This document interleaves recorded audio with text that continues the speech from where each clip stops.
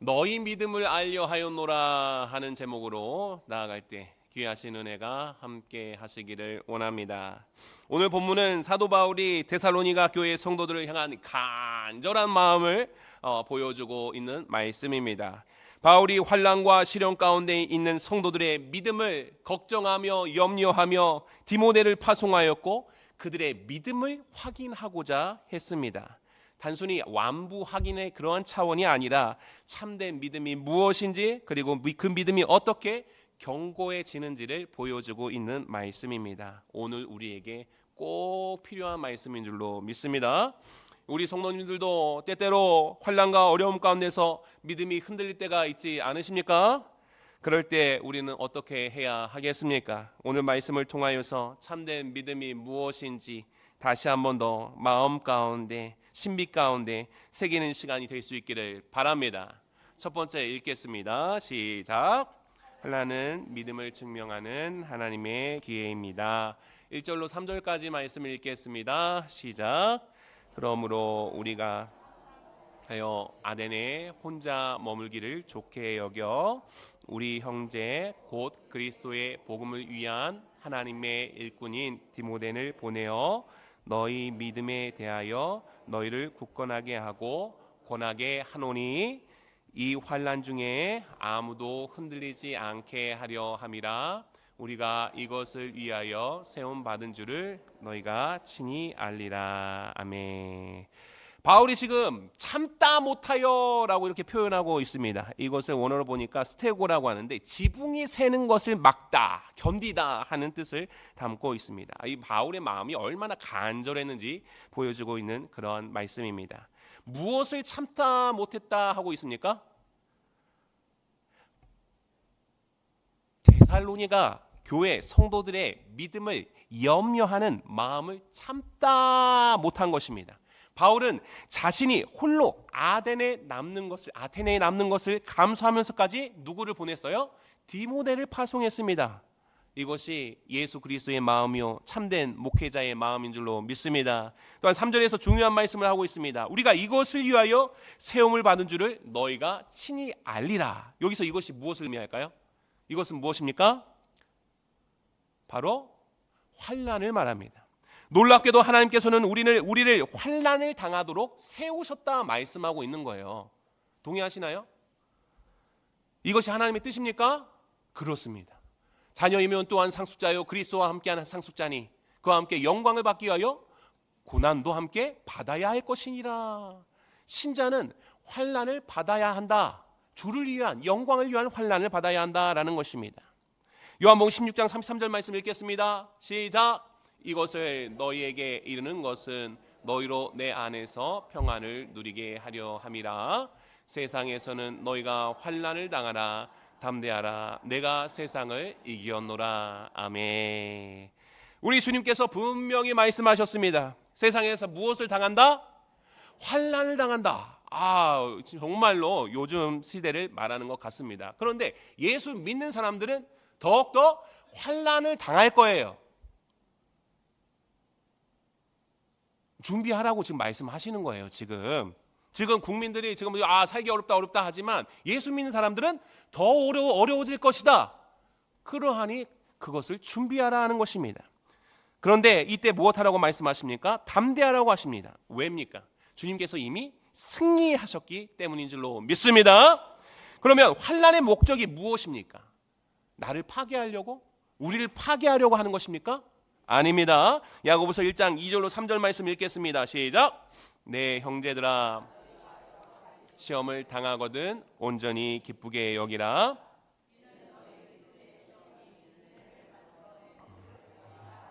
아멘. 환난이 우리의 믿음을 시험하고 더 견고하게 만드는 하나님의 도구다라는 거예요. 자, 보세요. 강한 군사는 어떻게 키워집니까? 부드러운 훈련 속에 키워집니까? 강한 훈련 속에 키워집니까? 강한 훈련이요. 강한 훈련이 쉽습니까? 어렵습니까? 강한 훈련 안 받으면 강한 군사가 될 수 있습니까? 없습니까? 없어요. 마찬가지.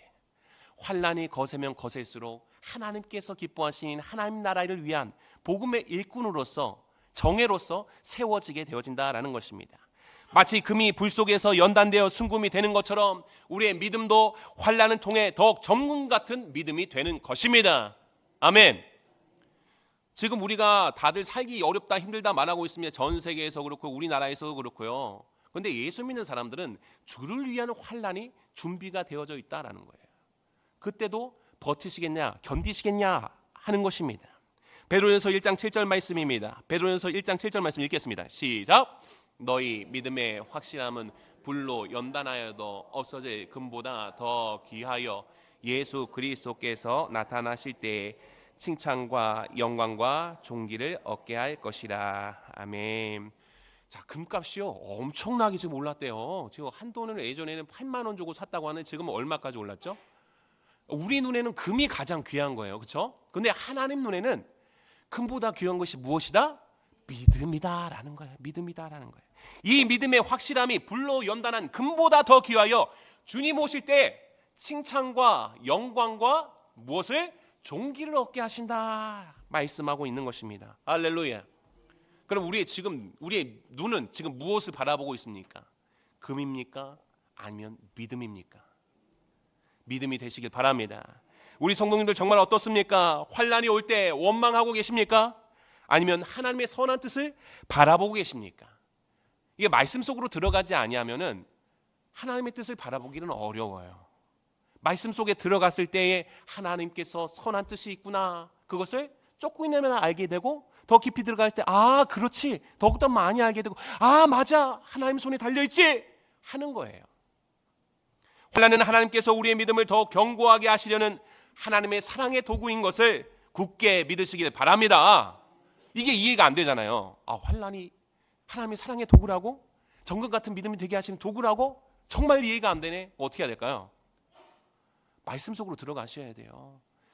시간 공예배만 드려서는 안 되고요. 집에 있을 때도요, 말씀을 펴시고 기도에 눈물로 기도하셔야 돼요. 하나님, 말씀이 깨달아지게 원하고 하나님의 마음이, 하나님의 뜻이 제 마음 가운데 세워지게 원합니다. 기도하셔야 돼요. 그래야지만이 된다라는 것입니다. 환난 가운데서도 흔들리지 않는 믿음을 하나님께서는 원하신다라는 거예요. 왜요? 너도 나도 흔들리면 교회가 굳건하게 설 수 있어요, 없어요? 없는 거예요. 누군가 한 사람은 그 자리를 지키고, 흔들릴 것 같은, 모두가 뒤집어지고 흔들릴 것 같은 그 상황에서 그 자리를 꼭 지켰을 때에 연약한 사람들의 손을 받아줄 수 있고 잡아줄 수가 있는 거예요. 우리 성도님들은 흔들리는 믿음이 아니요, 손잡아주고 손을 내어줄 수 있는 그런 믿음 되실 수 있기를 바랍니다. 환난을 통해서 더욱더 성숙한 믿음의 사람으로 자라가실 수 있기를 바랍니다. 이것이 하나님께서 우리를 위하여 환난을 허락하신 것이다, 이것을 분명하게 깨달으실 수 있기를 바랍니다. 두 번째입니다. 읽겠습니다. 시작. 믿음의 교제는 서로를 견고하게 하는 하나님의 방법입니다. 자, 4절로 8절까지 말씀 읽겠습니다. 시작. 우리가 너희와 함께 있을 때에 장차 받을 환난을 너희에게 미리 말하였거니와 과연 그렇게 되어 너희가 알리라. 이러므로 나도 참다 못하여 너희 믿음을 알기 위하여 그를 보내었노니 이는 혹 시험하는 자가 너희를 시험하여 우리 수고를 헛되게 할까 함이니, 그러면 디모데가 너희에게로부터 와서 너희 믿음과 사랑의 기쁜 소식을 우리에게 전하고, 또 너희가 항상 우리를 기억하며 우리가 너희를 간절히 보고와 같이 너희도 우리를 거리하니, 그러므로 형제들아, 우리가 모든 궁핍과 환난 가운데서 아마 너희에게 위로를 받았노라. 그러므로 형제 선즉 아멘. 자, 바울이 디모데를 보낸 이유가 무엇이라고 말씀하고 있습니까? 너희 믿음을 알려하여. 너희 믿음을 알려하여.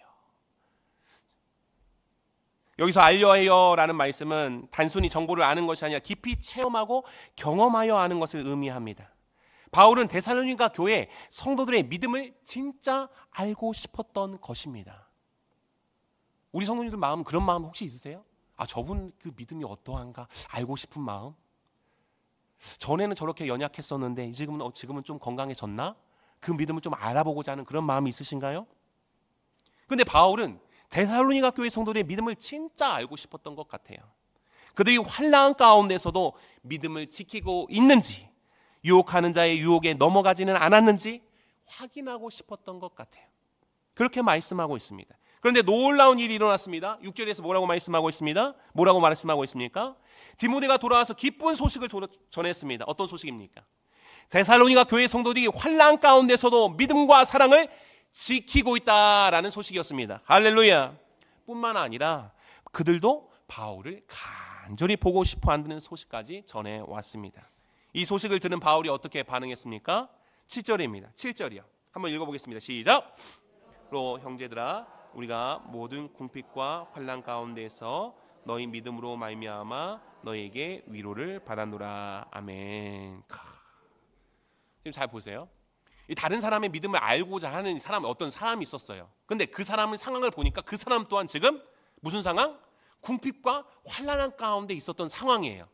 근데 그의 문제는 이 궁핍을, 이 환난함을 인간적인 눈으로 봤을 때는 그것이 해결되는 것이 해답이었어요. 그의 마음을 위로를 얻는 것은 인간적인 생각에. 그런데 지금 바울이 성령의 감동되심으로 하나님의 마음으로 무엇으로 고백하고 있습니까? 너희 믿음으로 말미암아 너희에게 위로를 받았노라. 누구의 믿음 때문에? 데살로니가 교회 성도들의 믿음 때문에 바울이 지금 궁핍과 환난 가운데 있는데도 그의 믿음이, 그 마음이 위로를 얻었다고 말하는 거예요. 할렐루야. 예수 믿는 자들은 이렇다 하는 거예요. 내 눈앞에 문제와 염려, 그것이 해결돼서 영혼의 위로를 얻는 것이 아니라 다른 누군가가 믿음으로 일어서는 모습을 보면 그 마음 가운데 기쁨이 피어나고 위로가 일어나는 거예요. 할렐루야. 우리 성도님들은 어떻습니까? 그러십니까? 옆에 있는 어떤 연약한 이가 그것을 이기고 믿음으로 서는 모습을 보니까 내 마음에, 내 눈앞에는 산적한 문제와 어려움이 아직도 있는데 그 마음에 기쁨이 일어나십니까? 지금 그래야 한다. 지금 교회는 그래야 하는 것이다 말씀하고 있는 것입니다.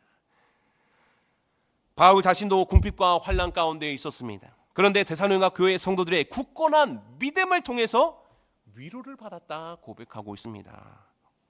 와, 이거 누구 마음이에요? 바울 마음이에요? 하나님 마음이에요? 하나님 마음이에요. 사람의 마음이에요? 성령님의 마음이에요? 성령님의 마음이에요. 이것이 바로 믿음의 교제요, 성도의 교통인 것입니다. 교회를 나와서 그냥 혼자서 예배만 드리는 것이 아니에요. 서로를 살피며 돌아보며 내 눈앞에 문제 있고 어려움이 있지만 그것이 내 마음 가운데 가장 크게 다가오는 게 아니라 나 연약한 가운데 그가 일어나는 모습, 믿음으로 다시 서는 모습을 볼 때 그 마음의 영혼의 기쁨과 위로가 임하는 것, 이러한 모습이 우리 교회 가운데 있어야 할 줄로 믿습니다. 고린도전서 12장 26절 말씀 읽겠습니다. 시작. 만일 한 지체가 고통을 받으면 모든 지체가 함께 고통을 받고 한 지체가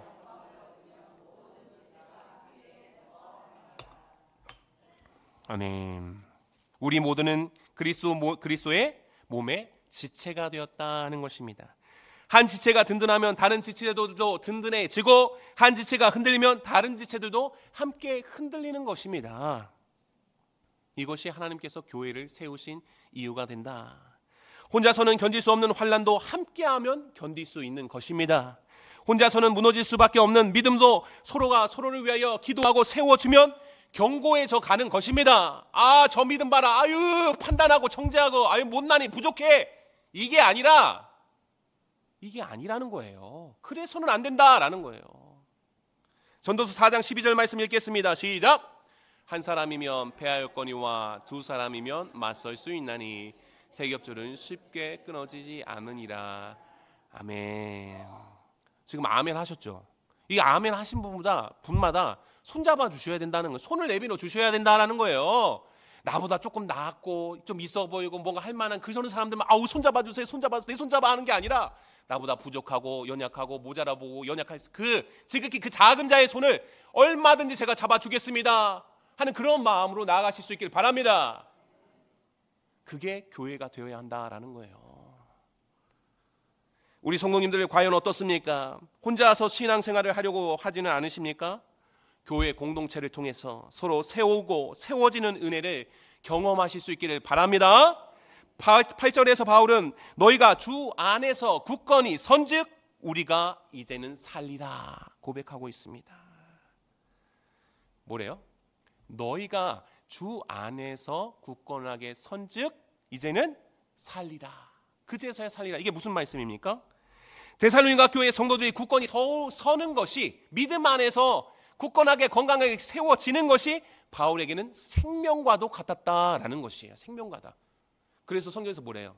한 사람을 실족하게 하면 연자맷돌을 메고 빠져서 그대로 가는 것이 낫겠다 말하는 거예요. 돌아보시기 바랍니다. 혹시라도 나 때문에 실족한 영혼이 있지는 않은지, 나 때문에 상처 가운데 있지는 영혼이 있지는 않은지 돌아보셔야 한다라는 거예요. 사람들은 누구도 말하지 않을지 모르겠어요. 그러나 불꽃 같은 눈동자로 전능하신 하나님께서 보고 계시다라는 거예요. 이것이 참된 목자의 마음이요 참된 믿음의 교제인 줄로 믿습니다. 우리도 이와 같은 마음을 가져야 하는 것입니다. 이 말씀을 통해서 우리에게 보여주는 이유가 무엇이겠어요? 너희 또한 그러하라 하는 것입니다. 다른 성도들의 믿음이 견고해지는 것을 기뻐하고 연약한 자들이 있으면은 비판하고 판단하고 아유 피해 다니고 도망 다니고 그게 아니라 손잡아주고 세워주고 안아주고 함께 주 안에서 굳건히 서는 성도님들이 되실 수 있기를 바랍니다. 우리 모두가 다 다를 수밖에 없어요. 자라온 환경과 상황이 다 달라요. 그래도 우리는 주 예수 그리스도의 보혈의 은혜를 입은 자, 그러한 자들마다 서로가 서로를 받아줄 수 있어야 한다라는 거예요. 근데 내가 받아주지 못하는 그가 있어요. 십자가 앞에 엎드리실 수 있길 바랍니다. 더욱더 엎드리셔야 한다라는 거예요. 다른 성도들의 믿음이 나를 통해 힘을 얻고 견고하게 세워져야 하는 것이지 나를 통해 실망하고 아파하고 신음하고 실족해서는 안 된다는 것이. 그런데 이러한 일들이 교회 가운데 많이 있다라는 거예요. 우리 교회 얘기하는 게 아니에요. 많이 있다라는 거예요. 하나님께서 슬퍼하신다라는 거예요. 그래서는 안 됩니다. 믿음의 교제를 통해 서로를 견고하게 하실 수 있기를 바랍니다. 이것이 하나님께서 교회를 세우신 목적이요 우리가 함께 모이는 이유임을 다시 한 번 더 깨달으실 수 있기를 바랍니다. 세 번째입니다. 사랑과 거룩함은 제 이름을 준비하는 믿음의 열매입니다. 한 번 더 읽겠습니다. 시작. 사랑과 거룩함은, 자 9절로 13절까지 말씀 읽겠습니다. 시작. 우리가 하나님 앞에서 너희로 말미암아 기뻐하니 너희를 위하여 능히 어떠한 감사로 하나님께 보답할까. 주야로 심히 간구함은 너희 얼굴 보고 너희 믿음이 부족한 것을 보충하게 하려 함이라.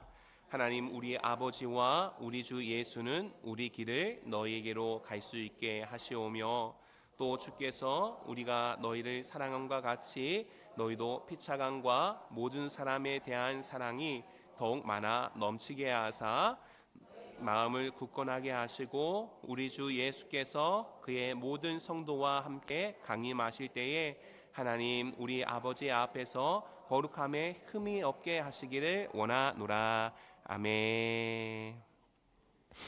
바울의 기쁨이 지금 어디서 나왔습니까? 9절에서 다시 한번 다 말씀하고 있습니다. 하나님 앞에서 너희로 말미암아 느끼는 모든 기쁨이라고 말씀하고 있습니다. 이것은 단순한 인간적인 기쁨이 아닙니다. 하나님의 앞에서 느끼는 영적인 기쁨이다라는 것이에요. 우리 성도님들은 영적인 기쁨을 누리고 계십니까?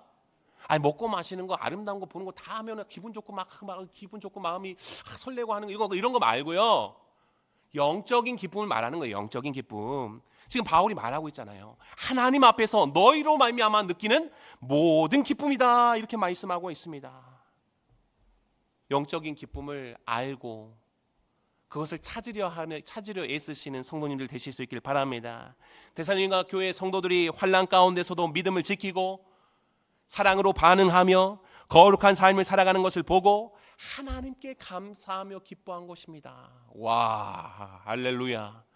이 사람이요, 이 데살로니가 교회 성도들이 막 빵빵하게 지금 세상 나가가지고 야 부자가 되고 높은 자리에 가고 막 명예가 높아지고 막 그래서 막 기뻐하고 감사한 게 아니라 믿음을 지키고 사랑 받은 자로 사랑을 흘려보는 자로 그렇게 반응하며 거룩한 구별된 삶을 살아가는 것을 그 모습을 보고 그 자체가 하나님께 감사가 되어졌고 기쁨이 되어졌다라는 거예요.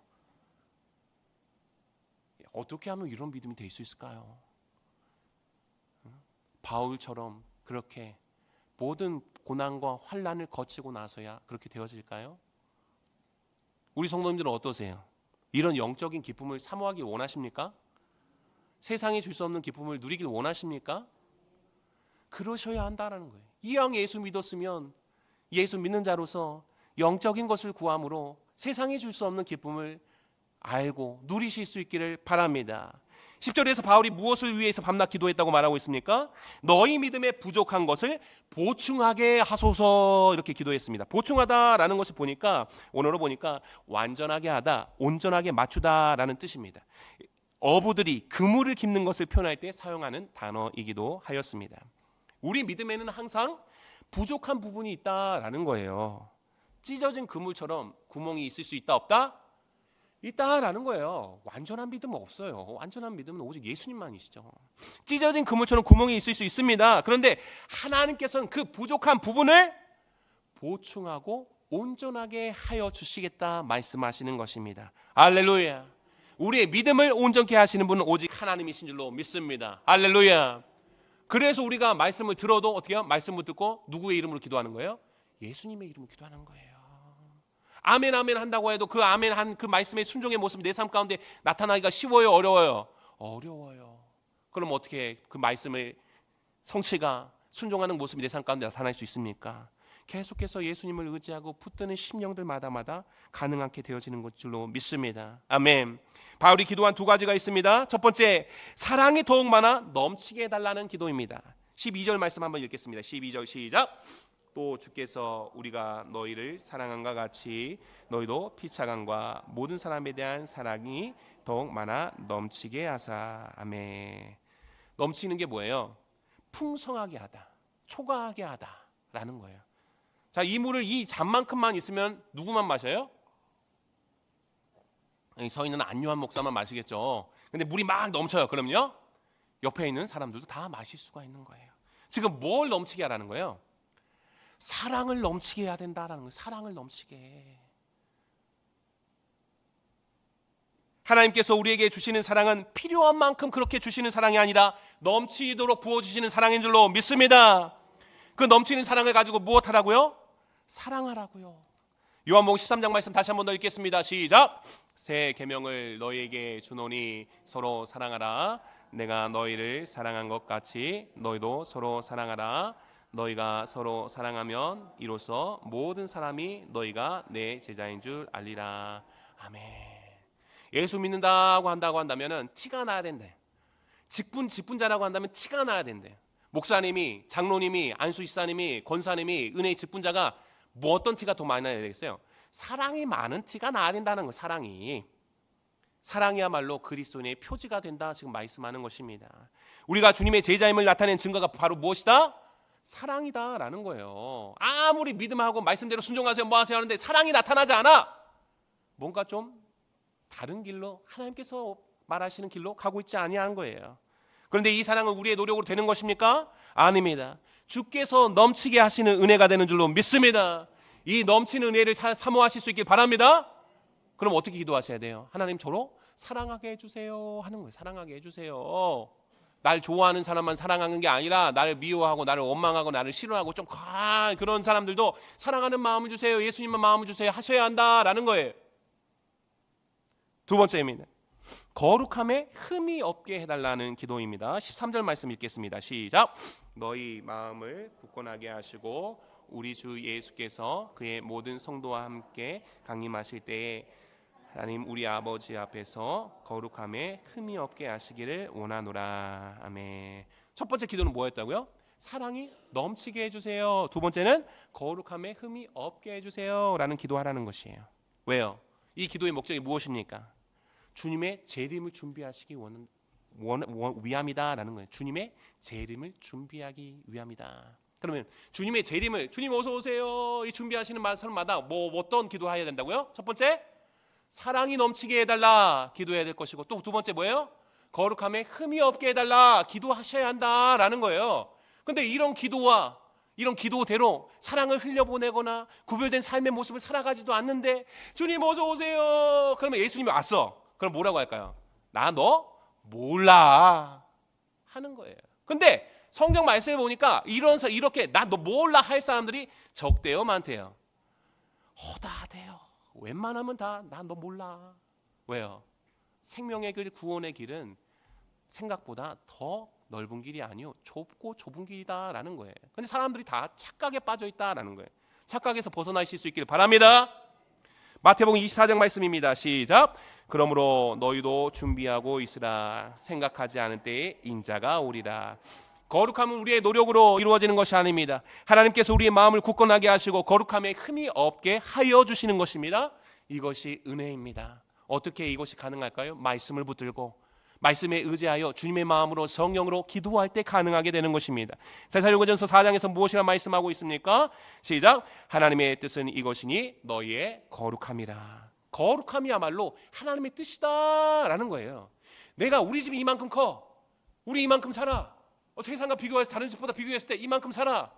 그런 것을 나타내는 것이 아니라 거룩함을 나타내는 내 삶이요 가정이요 교회가 되어야 된다라는 것입니다. 하나님께서 우리를 거룩하게 하시려고 부르셨습니다. 그리고 그 거룩함을 이루어 가시는 분도 하나님이십니다. 그 거룩함이란 것이 무엇입니까? 히브리서 12장 말씀입니다. 읽어보겠습니다. 시작. 모든 사람과 더불어 화평함과 거룩함을 따르라. 이것이 없이는 아무도 주를 보지 못하리라. 아멘. 자 보세요. 아무도 주를 보지 못한대요. 이것 없이는. 두려운 말씀이에요. 그냥 들으면 그냥 말씀이고 자세히 보면 두려운 말씀이다. 모든 사람과 더불어 화평함과 거룩함을 따르라 말씀하고 있습니다. 모든 사람과 더불어 화평하는 것이요 하나님의 자녀로서 구별된 모습을 나타내는 것입니다. 우리 성도님들은 어떻습니까? 주님의 재림을 준비하며 살아가고 계십니까? 사랑과 거룩함의 열매를 맺으며 살아가고 계십니까? 가정에서, 일터에서, 교회에서, 믿음의 동역자들 사이에서 화평함과 거룩함을 따라 사랑과 거룩함의 열매를 나타내고 계십니까? 그러하셔야 한다라는 거예요. 근데 이게 없으면 누구도 주를 보지 못하는 거예요. 주님 몰라요. 나 신앙생활 이만큼 했고 수십 년 했고 헌신했고 11조 다 했고 직분자 알고 했는데 하나님이 몰라. 그러는 너 이거 없잖아. 화평함과 거룩함 뭐 있어? 네가 원할 때만 화평했지. 네가 원하는 사람들만 화평하게 지냈지. 나 너 몰라. 그럼 어디 가는 거예요? 지옥 가는 거예요. 지옥 가는 거예요. 그러니까 기도하셔야 돼요. 내 마음 가운데 화평을 이루지 못한 누군가가 있다고 한다면 주님, 제 마음 가운데 이런 상처가 있고 아픔이 있습니다. 용서하지 아니함이 있습니다. 주님 도와주세요. 화평함과 거룩함을 따르라고 하라고 했는데 제가 저 사람만은 어찌할 수가 없습니다. 주님 도와주세요. 십자가의 보혈의 능력이 있다고 말씀하여 주시잖아요. 주님 도와주세요. 기도하셔야 합니다. 믿음의 결국은 뭐래요? 성경에서 영혼의 구원이라고 말했어요. 우리가 예수 믿으면 구원 받아야 할 것이 아니겠습니까? 주님께서 언제 오셔도 부끄럽지 않은 삶을 말씀에 비추어 살아가실 수 있기를 바랍니다. 사랑이 넘치는 사랑, 거룩함에 흠이 없는 삶을 살아가시기 위해서 말씀에 엎드리시고 성령으로 기도하실 수 있기를 바랍니다. 이것이 바로 믿음의 열매요 재림을 준비하는 성도의 삶인 줄로 믿습니다. 그런데 아직도 세상 것에 향하여서 기대하고 바라보고 나도 저만큼 자랑하고 싶은데 저만큼 높은 곳에 가고 싶은데 이런 마음이 있으시면 안 돼요. 지금 다 전 세계를 봐도 전쟁과 기근과 전염병과 이루 말할 수 없는 아픔과 절망적인 일들이 벌어지고 있어요. 그런데 요한계시록에 보면 더욱더 그러한 일들이 많아질 것이라고 말하고 있어요. 그 소망을 어디다 두라고 말씀하시는 거예요? 저 하늘에 두라 말씀하고 계시잖아요. 그런데 아직도 지금 땅을 보면서 육신의 생각에 따라 그렇게 살아가시면 어떻게 하겠습니까? 그 길에서 돌아서실 수 있기를 바랍니다. 말씀 맺겠습니다. 바울이 데살로니가 교회 성도들의 믿음을 확인하기 위해 졌던 간절한 마음, 이 마음을 통해서 우리가 하나님께서 기뻐하시는 믿음이 무엇인지 다시 한 번 더 보게 되어집니다. 환난은 우리를 파괴하려는 것이 아니라 우리의 믿음을 더욱더 견고하게 만들려는 하나님의 기회요 도구인 줄로 믿으시길 바랍니다. 우리는 환난을 위하여 하나님의 영광을 위한 도구로서 세움받은 자들인 것을 기억하실 수 있기를 바랍니다. 환난과 고난을 통해서 정금 같은 믿음으로 자라가실 수 있기를 바랍니다. 또한 믿음의 교제가 교회 안에서 있어야 합니다. 믿음의 교제는 서로를 견고하게 하는 하나님의 방법이다 하는 것입니다. 혼자서는 견딜 수 없는 일도 함께하면 견딜 수 있는 것입니다. 성도의 교통을 통해 서로 세우고 세워지는 은혜가 더욱더 넘쳐나실 수 있기를 바랍니다. 또한 사랑과 거룩함은 재림을 준비하는 믿음의 열매가 됩니다. 예수님 다시 오심을 사모하며 예수님 오소서 준비하고 계시다고 한다면 내 삶 가운데 사랑의 열매, 거룩함의 열매를 나타내기 위해서 더욱더 힘쓰실 수 있기를 바랍니다. 하나님과 사람 앞에 양심의 거리낌이 없는, 거룩함의 흠이 없는 삶을 살아가실 수 있기를 바랍니다. 우리 모든 성도들의 믿음이 지금에도 또한 나중에 더욱더 큰 환난 가운데에서도 흔들리지 않고 더욱더 견고해지실 수 있기를 바랍니다. 서로 사랑하고 격려하며 함께 주님의 재림을 준비하는 성숙한 믿음의 공동체, 사랑의 공동체가 되시기를 원합니다. 주님께서 다시 오실 그날까지 믿음 안에서 굳건하게 서서 사랑과 거룩함의 열매를 풍성히 맺는 모든 성도님들이 되어 주시기를 주님의 이름으로 간절히 축원합니다.